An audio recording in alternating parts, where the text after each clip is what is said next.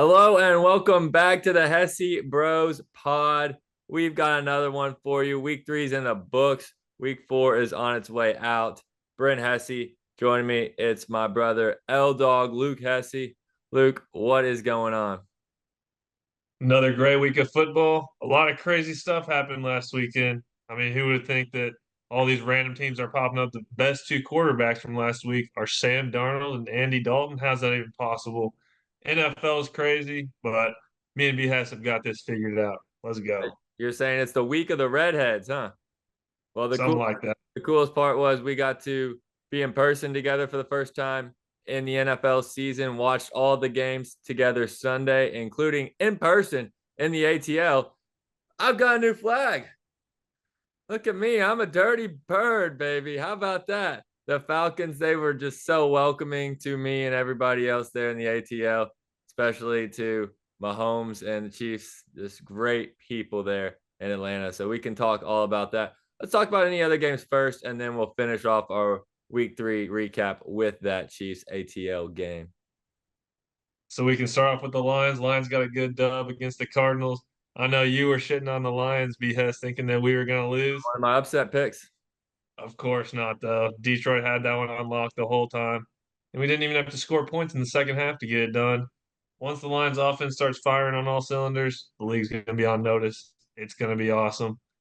Any other games you want to talk about, Brent? Well, good on the Lions. You know, if it wasn't for that one play where Stinky Golf tried to turn into a pumpkin right before a 2-minute warning, and the referee said they just let him have a mulligan on it, would have been a different game. But no, congratulations, Lions. I think the Lions are legit. The reason I picked against them was not because I don't think the Lions are good. It's because I'm high on the Cardinals, and we'll be talking about them more as this pod goes on. But I was happy I got my Eagles pick right over the Saints. I kind of felt like the Saints, they were going to come down after that Cowboys game, and the Eagles weren't very impressive. They got the win. Another one of my upset picks, the Bears, just couldn't have the juice against the Colts. Both quarterbacks love turning the ball over in that one. Yikes on both fronts for those teams.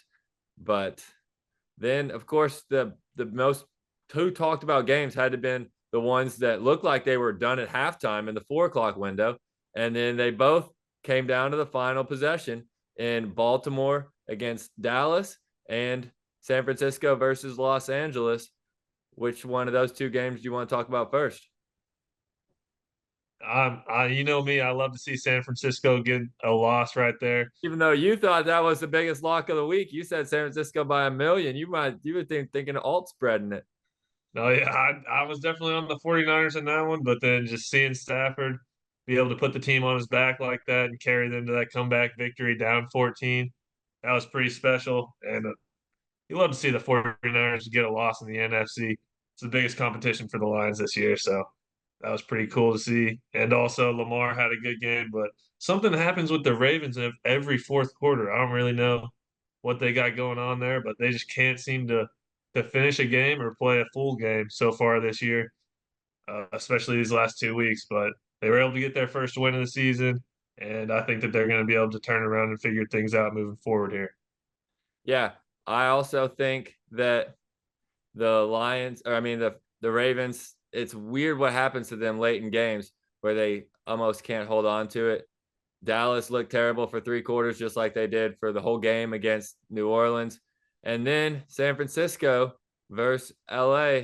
Wow. I mean, I was on the side of I'll take the points. I thought it was going to be San Francisco by 3-6. And then, of course, Stafford late clutches up. Niners can't close it out either. So, out of those 4 teams, because I think all 4 of those teams, you know, they had big implications early on in the season or before the season started. Like they all thought they were Super Bowl caliber teams, whether we agreed with that or not. There was certainly an argument to be made for all 4 of those. What does any of those games say about do these teams still have a chance or do they not have a chance? Like, does that game give you confidence in the Ravens? Does it give you no confidence in the 49ers? Are you back thinking the Rams could be good if they get healthy? What's the takeaway in terms of those 4 teams in the direction that they're moving? Just pick one or two, whichever one you think. Yeah, no, I do think that both the Rams and the 49ers, once they get more healthy, Only thing is, you don't know when McCaffrey's going to be back at this point, and the 49ers are really missing him. And with Debo being gone, that's a huge loss for their offense. But once those two teams get back healthy, I think if they can rack up at least a few wins here, they can still both make the playoffs. But the biggest takeaway is the Cowboys. I don't see them making the playoffs at all. I think they're probably going to get 7 to 8 wins maybe, and that's not going to be enough to do it. This team just it seems like they don't really have an identity. They need Dak to carry them. They can't run the ball, and their defense is looking really suspect as well. And that's not a good combination for the Cowgirls. And I think they're about done this year. Yeah, I have to say I agree. I think both the winning teams, I need to see more from the Rams and the Ravens before I think they're both Super Bowl caliber teams or even, you know, win a playoff game, be in a conference championship type Final Four deal. But on the losing ends, I agree. I think the Niners, they'll be fine. I think they definitely need to get healthy. And the defense is a concern now. They just lost another defensive player for the year. The Hargrave, is that who it was? I can't remember. Somebody tore his bicep for the 49ers in that game, and he's going to be out for the year, which is tough for them. But I think the Niners are definitely still one of the top teams in the NFC. And I agree with the Cowboys. I think the Cowboys are in deep, deep trouble. They just can't stop the run against anybody, and they can't run the ball against anybody. And that's a bad recipe when you're the worst run defense and the worst run offense. It's hard to win games like that. So that's my takeaways from the early Sunday slate. And then we had the game in Atlanta. And let me tell you what, I've never been to Mercedes-Benz Stadium before, but they were just so nice. They gave me this nice, cool Dirty Birds flag. They also, he invited me personally, this man right here, invited me to the game, Arthur Blank. He threw a party for himself and inducted himself in the Ring of Honor, gave me a nice cup, and I'm just going to have to celebrate now. Arthur Blank, you're a great dude, and we are going to have some fun because, man, those Falcons, they were fun, but the Chiefs always get it done. It might be a little dicey from time to time, but Luke, you know what I was telling everybody around us. What were some of the things I was telling them during the game? Well, the main thing that you loved was Carson Steele. The man of steel was always just running through people. He wasn't getting a whole lot of big runs, but he was always getting some sort of positive yardage, and that would always set up Patrick Mahomes on third down, his favorite down, as you love to say, B. Hess. And I think the crowd was getting pretty tired of you, but it didn't matter because what you were saying was actually coming true out there on the field. So Yes, I that's would pretty say crazy. man of steel. He loves trucking dudes, and he was doing that. And Mahomes loves third downs, and he completed 2 touchdown passes on third downs. And then you just also have to talk about the guys on the other side because Chris Jones, Stone Cold, Furious George Karlaftis, McDuffie, and of course, my man Nick Bolton coming up with the game winning play. The defense is dominant for the Chiefs. Mahomes is still working on figuring it out this year. And obviously, they're down some offensive weapons in Pacheco and expected to be Hollywood Brown. He still has never played for the Chiefs, so it's hard to say they're down him, but we were hoping the Chiefs would have him. But finding ways to win, that's what it's all about. So, yes, cheers to you, Arthur Blank. You hosted a great party, and I had a blast. I really do wish they would have called that pass interference. It was pretty obvious. Obviously, there's always calls that go both ways, but in that scenario, for the Falcons to be able to get down the 1 yard line and take the lead there late in the game would have made for an interesting game, and we would have been able to see if Mahomes really did have the juice and could have led them to a game-winning drive. You know, obviously, most people say that he would, but also we haven't seen the Mahomes of old this year, We and saw so him, we saw him lead him on a game winning drive just 7 days ago against Cincinnati. I was telling you at the game, it was actually good for the Falcons that they didn't get the pass interference. It would have been bad for the Falcons because then Mahomes would have just won in a different fashion. Now maybe the Falcons should have just kicked the field goal and gone down 2, and then when they got the ball back and were in field goal range there, instead of getting stopped on a 4th down, then they take the lead there inside the final minute. But that's not what they did. They went forward on 4th down, couldn't get in the end zone, and the rest is history. I mean that's fair enough. I just think that Mahomes, he can obviously make those plays to get down the field, but I wanted to see it right there. it took the pass interference last week against the Bengals, which was a pass interference. But I would have liked to see him do it again, especially if he would have needed a touchdown to win it outright. If the Falcons would have been able to get that 2 point conversion. But enough with the what ifs. Good win for the Chiefs right there. Yes, I agree with that. And then we were on to Monday night. Want to touch on either of those two games real quick? I mean, the Bills look for real, but the main story last night was definitely, or the other night was Jaden Daniels. He absolutely had a breakout performance. And I'm glad you didn't throw away that Washington ticket, B. Hess, because Yes, it's looking a lot more likely now. yes, it does. Well, we talked about how Cowboys are not looking good, and Washington, Jane Daniels is nice. So yes, I'm glad you talked me out of not giving up on Washington after week one when it was looking a little bit bleak for those guys. And the Eagles and Cowboys had their two best games of the season thus far. Since then, Eagles and Cowboys have looked worse, and Washington's looked better. So that's gonna be a fun one. Jaguars, you might have been right about those guys. I will say they play the Texans this week on the road. And if they happen to win, they're only one game back of Houston in the division, and they've got the tiebreaker for the time being. So maybe I'm going to just have a little bit of hope for one more week, but they look awful. They look absolutely terrible, and the Bills look really good. But the Bills always look good in September. So that's their favorite month of the season. So that's all good by me. Trevor Lawrence is the Daniel Jones with long hair. That's all it is. This dude is not that accurate. He hasn't really shown a whole lot. He had that one game against the Chargers in the playoffs and that year where he actually looked like he had a lot of potential.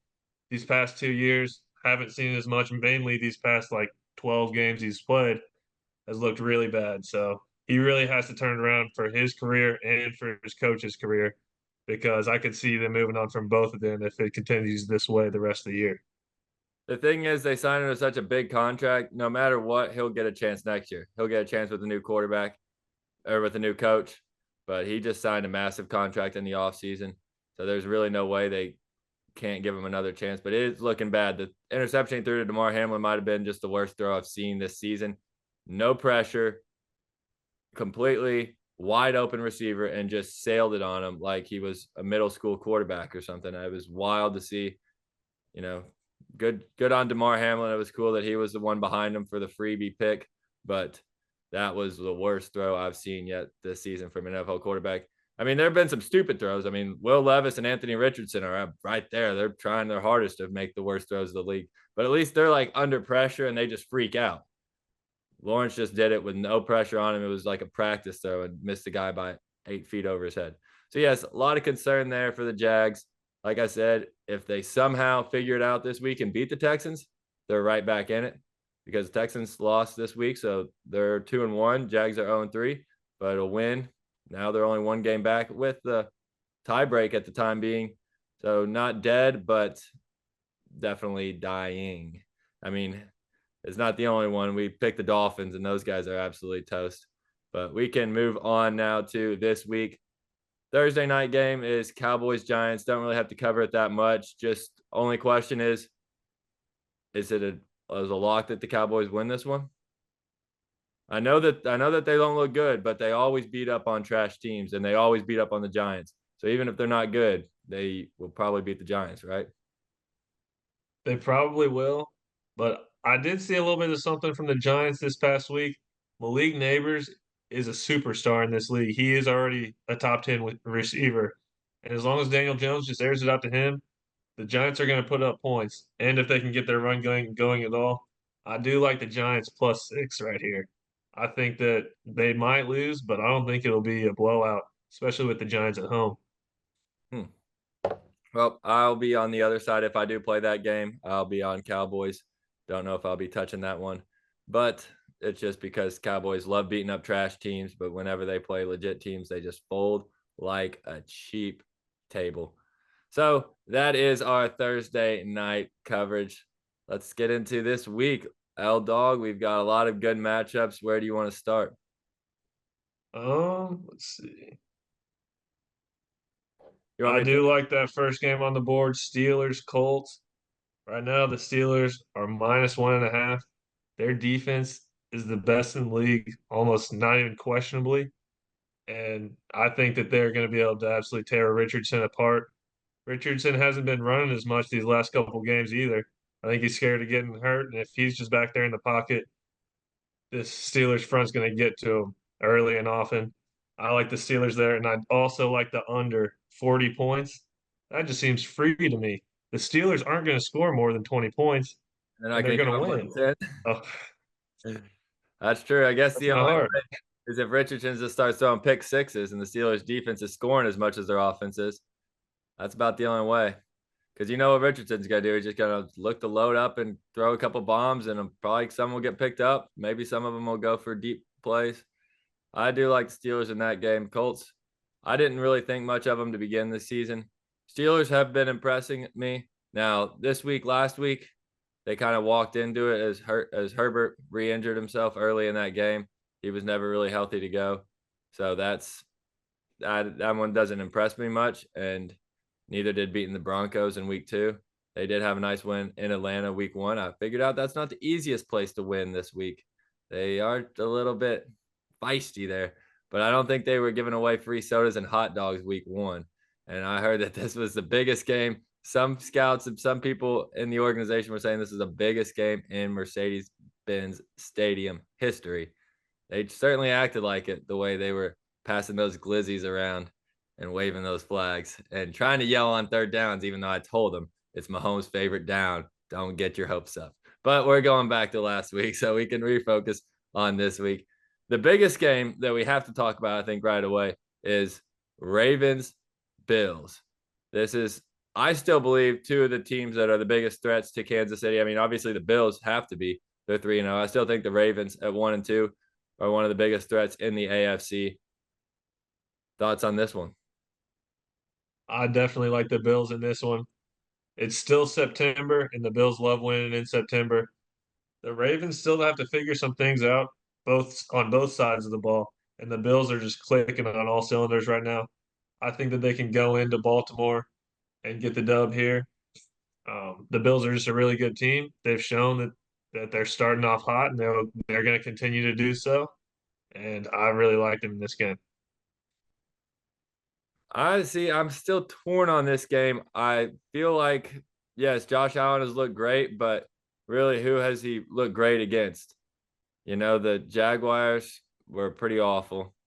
Obviously, the Cardinals were the best win, and that was week 1. And I'm a big Cardinals guy this year, but Cardinals had a chance to win that game late. They had a pass interference that didn't get called that would have given them the ball inside the 5 with a chance to win the game late. Now, obviously, that's going back, and even if they lose that game, that's fine. You know, the Bills are still 2-1, and they're still one of the top teams. So the Bills haven't done anything to discourage me, but I just feel like the Ravens. Maybe this is the week that they get going and are able to put together a complete performance.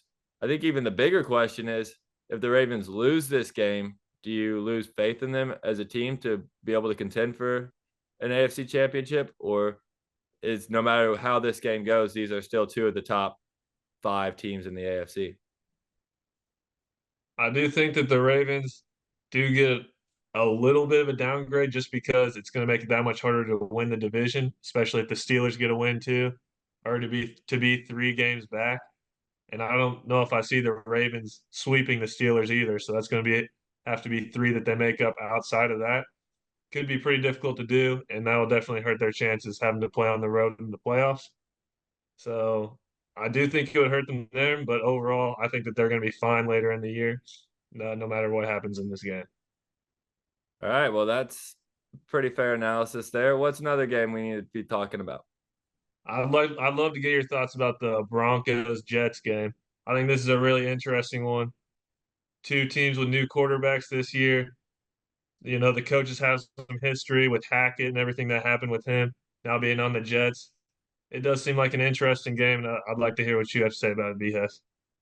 Well, I was really low on the Jets through the first 2 weeks. They were one of my big upset picks week 2 against the Titans, and that almost came to fruition. But Rodgers looked really good on Thursday night against the Patriots. It wasn't just that they won easily, it was the kind of plays he was making, being mobile on the run, making throws on the run, off different platforms, even taking off and scrambling. That impressed me. I don't buy the Broncos being a good team. I don't really know what happened in that Buccaneers game that eliminated me from all my survivor pools, but it wasn't pretty. I don't think that the Broncos are actually good or anywhere close to good. They had one nice performance. I don't think that a team with a young quarterback, that's something that's going to be happening consistently. I'll take the Jets. And if they beat the Patriots that soundly, why can't they beat the Broncos that soundly? I'll take the point. I'll swallow the points and take the Jets. I think Jets win this one by 10-13. I was on the Broncos at the start, but just thinking about that Jets offense starting to click now, especially with that rookie Braylon Allen, with him and Brees Hall, that might be the second best running back duo in the league. Obviously behind Jahmyr Gibbs and David Montgomery.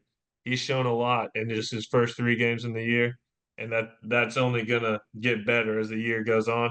This Jets offense is starting to click, and once they get going, as long as they keep Rodgers upright, it's gonna be hard to stop, even with the Broncos having a pretty solid defense.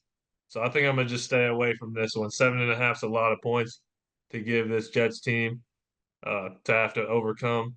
So I'll probably end up staying away from this one, but it is going to be an interesting game. I'm excited to watch it. And then before we get to our teams, there's two other games that I want to get some thoughts on. One, I want to get your thoughts on. The other one, I want to give my thoughts on. The one I want to get your thoughts on is the NFC North Bowl between these hot 3-0 Vikings and the Packers, who have won 2 in a row with Malik Willis. It looks like Love is about as 50-50 as you can be for a game this week. That's what I'm at least hearing and what I'm thinking. I guess if you have to make me pick right now, I'm saying he will play this week, but what are your thoughts on this game? And what are your thoughts on if Love plays and if not, how this game goes? Like, let's say Jordan Love plays, looks fine, and they still lose to the Vikings. And the Vikings now have won the first 4 games and have just come off beating the Niners, the Texans, and the Packers, 3 teams everybody thinks are legitimately good. It's hard to question the Vikings if that's the case. If the Packers start Love and they lose, that is a bad sign for them for the rest of the year. I think it would be smarter for them to just go with Willis here. He's already on a roll. Don't have to worry about re-injury with Love. And I think that he has the skills to take down the Vikings as well. So I think that they will be able to get this win. And he's just been playing well. He's been making good throws. And at home in Lambeau, playing the most difficult defense he's seen all year in the Vikings, it's going to be a tough matchup, but I think that the Packers can get this one done. I believe in their running game too, and just those young players they have on defense. They have to be able to scheme something up to get Sam Darnold out of his comfort zone. We know this dude likes seeing ghosts on the field. This like he's starting off the year hot, But you don't one of have the to worry MVP about front runners. ghosts whenever you see the best wide receiver in the league just going down the sidelines. He's got like a perfect passer rating targeting Justin Jefferson. All you have to do is just throw him the ball, and he's been incredible. Exactly. And the Vikings do have a good offense. This is definitely going to be an intriguing game, but I think that the Packers get it done either way. Really? You think they get it done either way? I'm I think leaning towards the Packers if it looks like Love can play and can play not in a limited capacity. It's kind of similar to the Steelers and Chargers game from last week. I was leaning Chargers if Herbert was completely healthy. It seemed like he wasn't ever completely healthy. I switched to the Steelers last second. But either way, I feel like if Love's completely healthy, if he looks good, obviously not completely, but 90-95% where he's not really being limited, I think I'm going to lean Packers in this game, but I'm really curious just to see how the Vikings do because it's like they've already fooled me twice, and I don't want to be fooled a third time. I think they're actually a pretty good team. It's all about Darnold. I think their defense is a lot better than people expected, and Aaron Jones still looks good. And of course, you got Justin Jefferson, and they're doing this without Addison and Hawkinson, their other top 2 targets. So, yeah, if just whether Darnold can keep it up, but that is a very intriguing game for me. One that I'll probably just be watching more than actually trying to play a line, depending on how the Love injury shakes out. The other one I want to talk about is the Brent Hesse Sleeper Bowl, and that is between the 2 teams that I've got going to the playoffs that are both looking a little sneaky right now. and that is Arizona and Washington. Washington now 2-1, Arizona 1-2, but Arizona has their two losses are against the Bills and the Lions, and those are two teams that I'm sure a lot of people have in their top five, definitely top 10 in their power rankings, and then have beaten the Rams, ran them out of the building.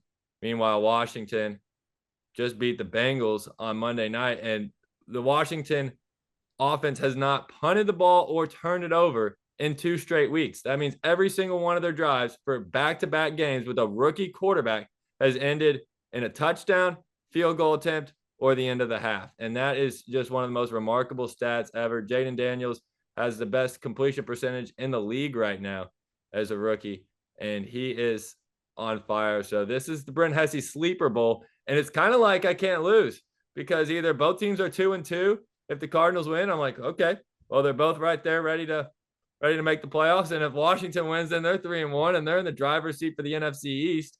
And the Cardinals, I still think are fine because the two teams that are the biggest competition in their division are both 1-2 right now, and the Rams and the 49ers. So I don't even know what I want to happen in the Brent Hesse Sleeper Bowl, but I'm just excited for it because it's going to be some good football. That is an exciting game. I do lean more towards the Cardinals just because the Commanders have to go across the country to the desert to go play the Cardinals in Arizona. And with the young offense they have, they had a great game this past game. And I mean all the times they scored were field goals against the Giants. So, they were scoring on those drives, but couldn't get it in the end zone. I see a little bit of regression from this offense this week against the Cardinals, and I think that the Cardinals are probably going to get it done in this one, but it'll be a close game and exciting to watch for sure. Yeah, I kind of agree. I think being at home, having that advantage, and the Washington defense obviously didn't look good against the Bengals. They were giving up points just as much as they were scoring points. I think the Cardinals are a little bit more balanced team. If you're playing the line and you get Washington plus 3.5, I like that. If you're playing just the money line, I'm taking the Cardinals to win outright. So yeah, I guess Cardinals by a field goal is my pick in that game. But I'm excited for it. I'll be happy no matter what happens as long as both teams have fun and stay healthy because it's the Brent Hesse Sleeper Bowl. Well, I'll go to my two upset picks of the week. My underdog specials last week, I went 1 for 3 again. I keep being right about the Eagles. The Eagles, I picked against them week 2 and Falcons won. I picked them as underdogs this week against the Saints and they won, but I was wrong about my Bears and my Cardinals upsets. This week I've only got 2 upsets on the docket, and I'm going back to the well. I pick the Eagles games. When they're favored, I pick against them. When they're underdogs, I'll take them. And they're favored on the road at Tampa Bay this week.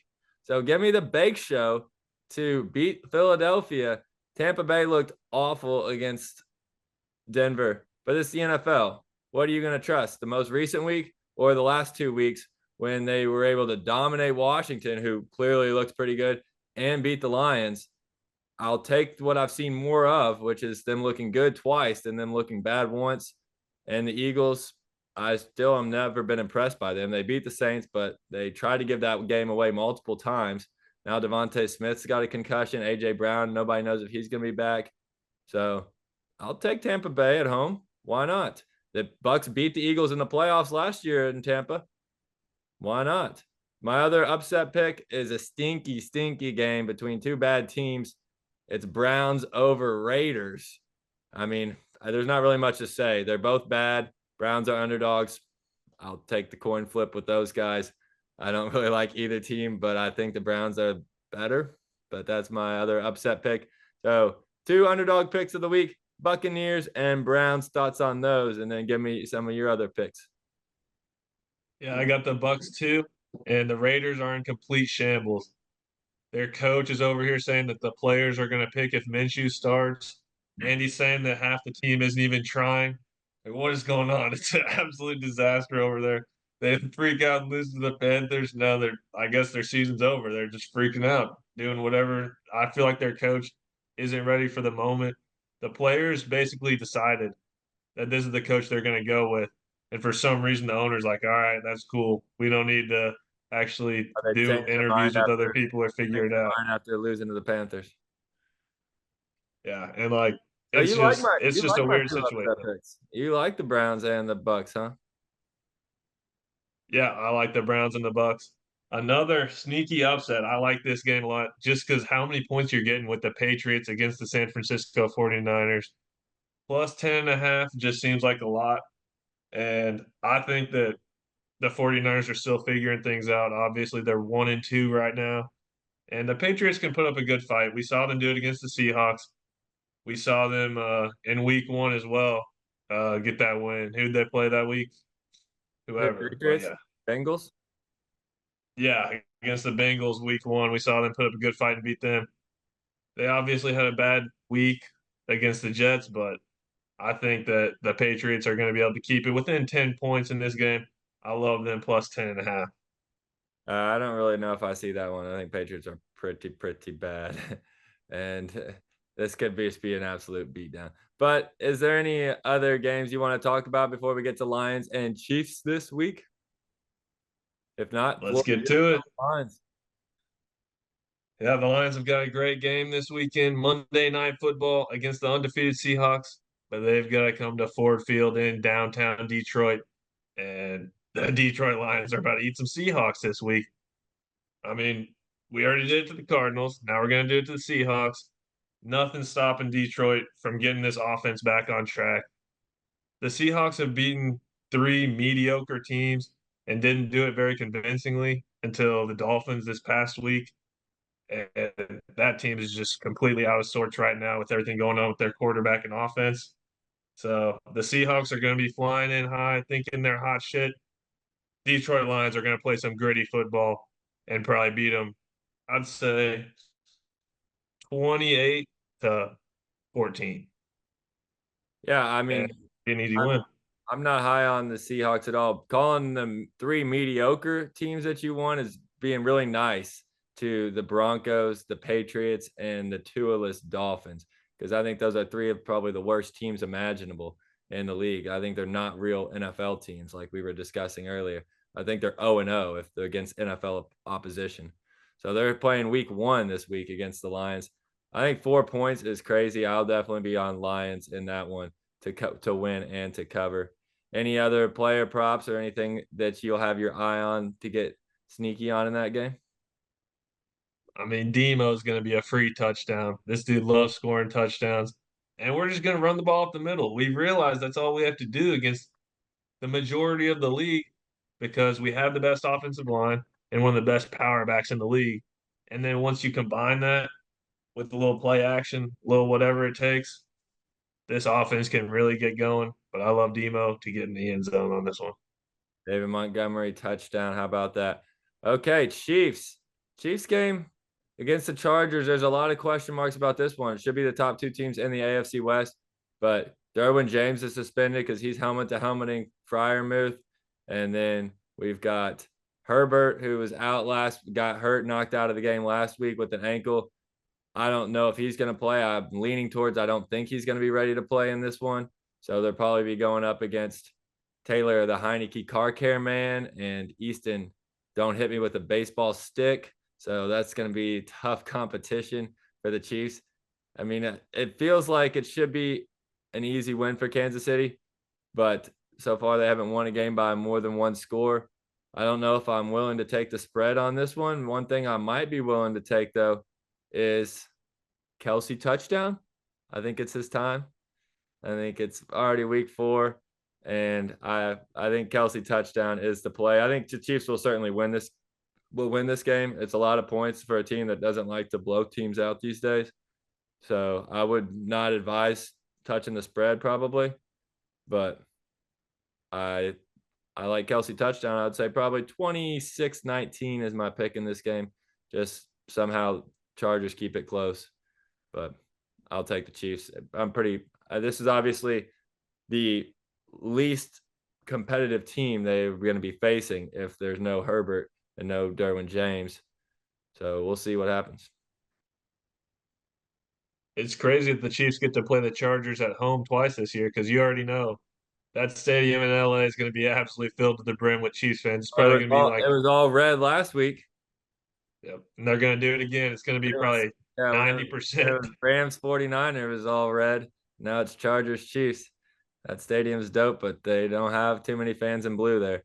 So yeah, that is pretty much all of our games to talk about. Any other final bets before we have a new segment to unveil? Are you ready for me to get to it? Let's do it. Okay, it is called the weekly 12 pack. So I've been enjoying this nice Miller Lite out of my Arthur Blank cup. I'll get to it a little bit more as we unveil our 12 pack, and that is the top 12 teams in the NFL. We'll take turns doing the 12 pack. It's my turn to have a 12 pack this week, and then Luke will have a 12 pack next week. And just listen to my list, Luke. Tell me what you like, what you don't like, and we will get to it. Okay. At number 12, the 12th best team in the NFL. This is how I think the teams are currently. You know, given all the injuries right now, the team, what they have on the field, what they're expected to have on the field this week, let's say. So, like, for example, I don't think Herbert's going to play for the Chargers this week. I don't expect Tua is obviously not going to play for the Dolphins. I do think Love is leaning towards playing. So that's where I have the Packers. At 12, one of the Brent Hesse sleeper teams, the Cardinals. Arizona Cardinals are the 12th best team in the NFL. Kyler and Marvin Harrison are electric. The defense was tough in the first half. Lions were running all over them. It got better in the second half. So Cardinals give me some confidence at 12. Number 11, the team I saw live, the Atlanta Falcons. This is a good team. Falcons, I like what they're doing. They've got some good weapons. And of course, Bijan. Chiefs just stuffed him. But Drake London's nice. Kyle Pitts had a big play. And Kirk is getting back to health. It's kind of like Rodgers. He got a little bit more mobile. Kirk's looking a little bit better week by week. So I'll take the Falcons 11th in the league. 10 is the other quarterback off Achilles, and that is Rodgers and the Jets. Number 10 team in the league. They're looking good enough, I guess. I had them in the middle of the pack, and then they impressed me against the Patriots. Maybe they're just playing a trash team. Who knows? I got them at 10. Number 9, an undefeated team, the Pittsburgh Steelers, one of the best defenses, one of the most mediocre offenses. So that puts you right in the middle of the top half. Number 9, Pittsburgh Steelers. You know, they're 3-0. Their best win, though, is against the Falcons. So nothing super to write home about. Number 8 is the team in their division that I think is just simply a better team than them, and that's the Baltimore Ravens. Baltimore obviously collapsed against the Raiders, almost did it against the Cowboys, but let's not kid ourselves. Baltimore is a good team, so I got them at 8.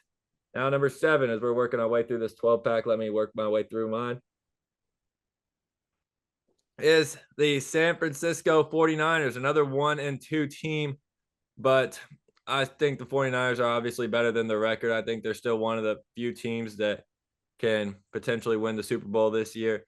So 49ers, yeah, they're going through some growing pains. We'll see how they look. They've got an easy one against the Patriots this week, and I think they'll be fine in the long term. Now we're getting to our final 6 of the 12-pack, top 6 in the league.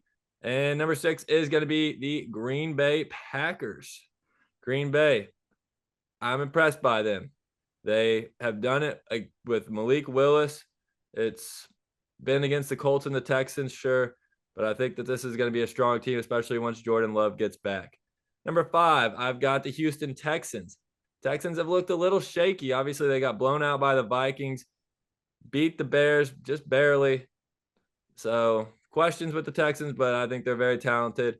Still one of the top teams in the league. At number 4 is the Detroit Lions. Detroit Lions got nothing but good things to say about them. They're a good team, number 4, but not even the best team in their division currently, because at number 3 comes in the Minnesota Vikings. When you beat the 49ers and the Texans back-to-back weeks, 2 other teams that are in my 12-pack, that takes some attention on that team. Vikings, their defense has really impressed me. It's Justin Jefferson. Darnold actually looks good right now. We'll see if that can continue. But for the time being, that's the 3rd best team in football. Top 2 are pretty obvious. Number 2, Buffalo Bills. They're good. What can I say? It's September. We'll see what happens later on in the season. And, of course, the Chiefs top my 12-pack. 2-time Super Bowl champs in a row, going for a three-peat. They're 3-0 this year. They've already beaten 2 other teams that are in my 12-pack and the stinky Bengals. So yeah, that's my 12 pack. Luke, what do you think about it? I do really like that list, BS. I think the top three, you got to give it to those three. Those are the three teams that have looked the best so far this year. Detroit's still on the rise. We took that loss. Our offense hasn't been clicking on all cylinders, and we are still top four. I think that's the right spot for us. The main concern I have here, BS, is the Pittsburgh Steelers. They should be number five, all moved up ahead of the Ravens, 49ers, Packers, and Texans. At this point in the season, I would take them over any of those teams. Defense can win early in the year while the offenses are still trying to click, and the Steelers defense is wreaking havoc across the NFL. And I think they'll continue to do that for a few weeks ahead at least, if not the rest of the year. So I would definitely move them up. The rest of the list is pretty solid, though. The Cardinals are a fringe team right there. I mean, you could go with them. Notable I would mention. probably put Seattle in there. Right. The 3-0 Seattle not in my 12 pack because I think they're pretty much 0-0. So, yeah, not in my 12 pack for Seattle. Some other notable omissions. Eagles at 2-1 didn't make it. Neither did the 1-2 Cowboys. Neither did the 2-1 Buccaneers. Neither did the 0-3 Bengals. Some people still have them high up. They're they're still the team, but they're not in the 12 pack. So neither the Chargers. Chargers are 2-1, but yeah, I'm taking the Cardinals barely over my other sleeper teams. I think Washington and Chicago are right behind them, but you can only fit 12 in, so didn't want to overconsume. Yeah, I think the Cardinals are a bit of a reach there. Like you said, the Eagles probably could slide in there. The Bucks or the Seahawks are all better teams than the Cardinals, in my opinion. But there you have it. 12 pack is in. Yes, Get ready to drink a 12 pack this weekend. Watch some football. Let's go. 12 pack of the season, and now Luke will be tasked with taking on the 12 pack next week. So that's our week 4 preview, or week 3 recap. I've got Kelsey touchdown this week and underdog picks of the Browns and the Buccaneers. And Luke, recap your main plays and your thoughts for this week.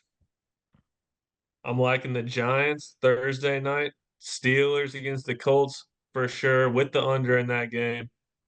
Next up, Patriots. I think that they have enough to keep it within 10.5. Bills and Detroit Lions, of course. Y'all have a great weekend.